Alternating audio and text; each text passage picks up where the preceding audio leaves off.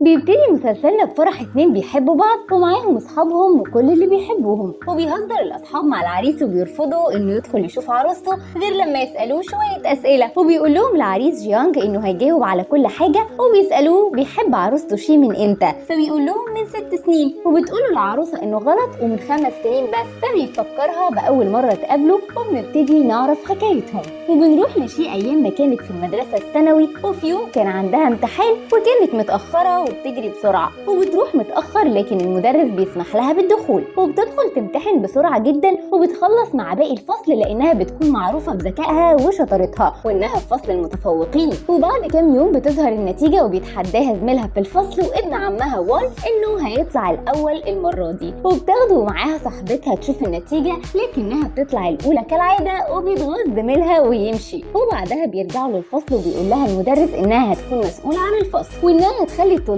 يقولوا قسم الاجتهاد وتكون مسؤوله عن حضور كل طلاب الفصل ومنهم جيانج اللي دايما مش بيحضر. وبنروح لمحل انترنت وبيكون جيانج شغال فيه بيحجز للناس علشان يلعبوا، وبنرجع للشيء اللي بتساعدها صاحبتها علشان تقدر توصل لجيانج، وبتروح المكان اللي بيشتغل فيه وبتلاقي حد معاها في الفصل وناس بتضربه، فبتحاول تدافع عنه وبيشوفهم جيانج وبيتدخل وبيحل المشكله بينهم. وبعد ما بيحل المشكله بيشكره تشين وبيقول له جيانج انه ما بيعملش حاجه ببلاش وبيطلب منه فلوس، لكن الولد مش بيبقى معاه فبتضطر شي ان هي اللي تدفع علشان يسيب تشين يمشي من المكان. وبعد ما بيخرجوا بتتفق شي مع تشين انهم يخلوا جيانج يرجع معاهم المدرسه، وبيقطعوا الكهرباء عن المكان. ولما بيخرج جيانج يشوف ايه اللي حصل بتسرق شي الكمبيوتر بتاعه وبتمشي، وبيرجع مش بيلاقيه وبتسيب له رساله انه معاها ولو عايزه يرجع المدرسه. وتاني يوم بتروح المدرسه وبتكون في حفله القسم وبتطلع شي تمثل فصلها، وبيروح لها جيانج علشان يرجع الكمبيوتر بتاعه، وبيدخل الفصل معاهم علشان يعرف يكلمها. واول ما الحصه بتخلص بيطلع يجري ورا شي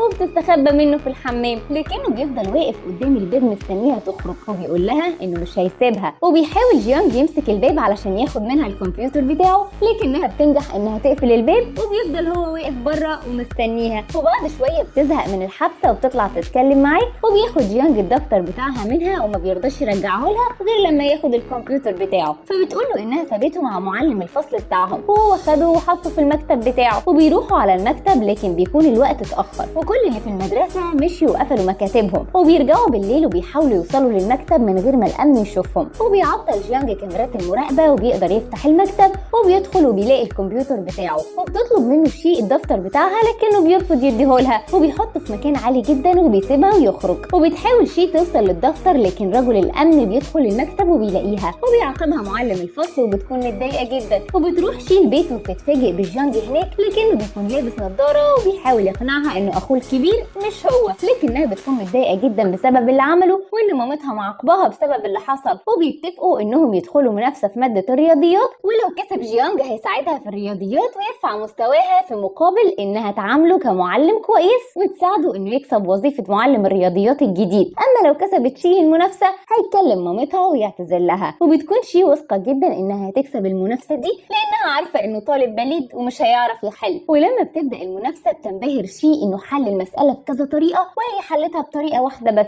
وبيتنافسوا بالمكعبات وبينجح جيانج انه يرتبها بسرعه وبيكسب المنافسه ما بينهم. وبيدخل جيانج الفصل متاخر وبيلاحظ المعلم انه لابس زي المدرسه القديم وبيطلب منه يدفع المصاريف علشان يستلم الزي الجديد، وبيكلف شي انها تاخد منه الفلوس. وبعد الامتحان بتطلب منه شي المصاريف لكنه بيقول لها انه مش معاها وبيسيبها ويمشي، لكنها بتفضل تلحقه. وبتفضل شي تلاحق جيانج في مكان ما يروح علشان تاخد منه المصاريف لكنه بيرفض يديها لها. وبيوصل على المكان اللي بيشتغل فيه وهي بتهدده انه لو ما دفعش هتكلم اهله، وفي وسط الكلام بيجيله تليفون وبيستأذن من صاحب الشغل انه يمشي بسرعه، فبتقلق شي اللي بتفضل مراقباه من غير ما ياخد باله لحد ما بيوصل لست عجوزه وبتعرف انها جدته وانه بيساعدها بالفلوس كل شهر. وبعدها بتقرر شي انها تروح للمعلم وتدفع مصاريف جيانج بداله. وبنرجع للفصل وبيدخل المعلم وهو غضبان جدا من درجاتهم في الامتحان اللي بتكون سيئه، وبيفضل يحمسهم علشان يهتموا بدراستهم اكتر. وبيكون جيانج مش مركز في الكلام وقاعد بيذاكر في كتاب، فبياخدوا منه المعلم وبيديه شي.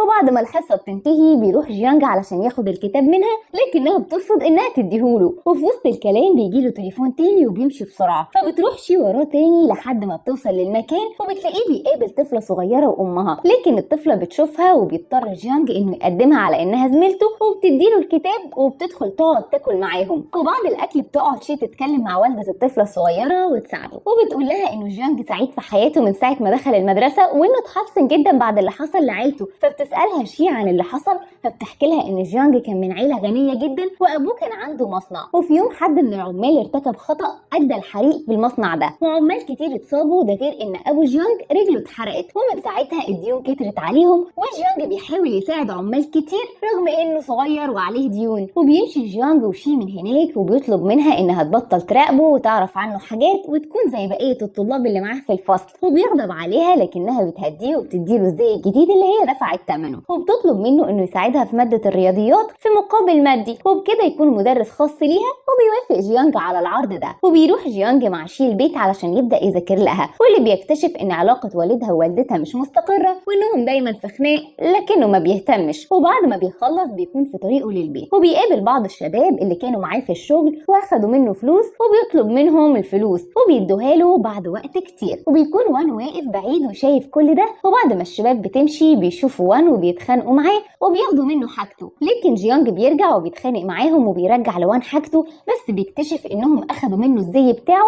اثناء الخناقه. وبنروح للمدرسه اللي بيكون فيها زياره لناس مهمه علشان يقيموا ادائها، وفجاه بيحصل دوشه قدام الباب وبيكون الشباب اللي جيانج اتخانق معاهم جايين ياخدوا حقهم، وبيروح لهم المعلم وبيحاول يسكتهم. فبيقولوا له ان الطالب اللي كان لابس الزي بتاع المدرسه بتاعهم اتخانق معاهم وضربهم واخد فلوسهم، والطالب ده اسمه جيانج. وبنروح لمدير المدرسه اللي بيكون متضايق جدا من اللي حصل، وبيزعق لجيانج وبيهدده بالرفض لو تقييم المدرسه جه وحش بسبب اللي حصل ده. وبيدخل وان وبيشهد على جيانج انه اتفق مع حد من الشباب دي علشان يسرقه، واللي بيزود غضب المدير اكتر. فبيحس جيانج بالظلم وبيعتذر للمدير وبيمشي، وبيرجع جيانج للفصل وبيفضل شي وكلهم يسألوا عن اللي حصل لكنه ما بيردش، لحد ما بيدخل وان وبيطلب منه يمشي لانه اذاهم. فبيتعصب جيانج عليه لانه كذب وبسببه ممكن يترفد من المدرسه، وبيسيبهم ويمشي. وبتروح شي مكان شغل جيانج لكنها مش بتلاقيه، وبتشوف الشباب اللي اتخانق معاهم وبتسال ولاد عليهم، فبيقولوا لها ان الشباب دي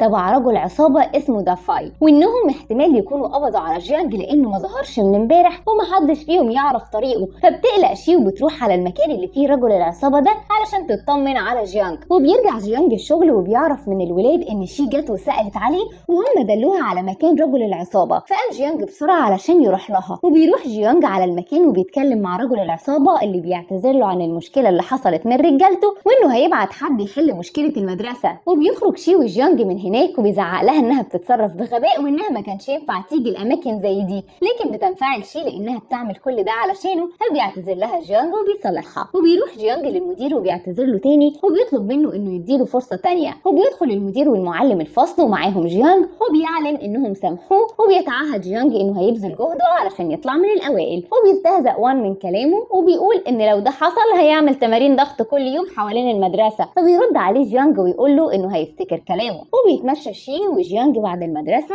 وبتقول له شي ان درجاتها في الرياضيات اتحسنت وانه ممكن يسيب شغله في مقهى الانترنت ويتفرغ للتدريس، وفي نفس الوقت هي هتساعده انه يتفوق في بقيه المواد، لكنه بيرفض وبيختفي من جنبها. فبتروح له شي على مكان الشغل وبتسأل عليه، ولما بتلاقيه بتكتشف انه عايش في اوضه جوه المقهى ده ومش مجرد مكان للشغل بس. وبتلاحظ تشو ان صديقتها شي متغيره جدا وانها ما بقتش بتتكلم وتسهر معاها زي الاول، وبتتكلم مع تشين في الموضوع ده وبتقول له انها بتلاحظ ان تدريباتها زادت وكمان درجاتها في الامتحانات اتحسنت عن الاول، وبتتعجب هي بتعمل ايه وبتقعد تفكر معاه لكن ما بيوصلوش لحاجه. وبتراقبها تشو علشان تحاول تعرف، وفجاه شي بيجي لها رساله من المدير قريب من مقهى الانترنت وبتشوفه فعلا وبتلحق تستخبى، وبتكلم جيانج تحذره علشان المدير ما يشوفوش، وبيلحق يستخبى هو وتشين وبيشكروا تشين انه انقذه قبل ما المدير اللي هو يبقى اصلا ابوه يشوفه. وبتنتهي فتره الامتحانات وبيروح وان علشان يشوف النتيجه وبيبص على درجات جيانج وبيلاقيها زادت وما بيكونش مصدق، وبيروح له وبيتهمه انه غش من اللي جنبه. فبيطلب منه جيانج انه يكون قد كلامه اللي قاله قبل كده، فبيتحداه وان انه لو جاوب على الاسئله قدام عينه هينفذ كلامه. وبتطلع شي وبتكتب الاسئله اللي بيجاوب عليها جيانج صح، وبيتصدم وان وبيروح ينفذ كلامه قدام المدرسه كلها. وبيجي ميعاد امتحان التربيه البدنيه واللي بيكون عباره عن سباق،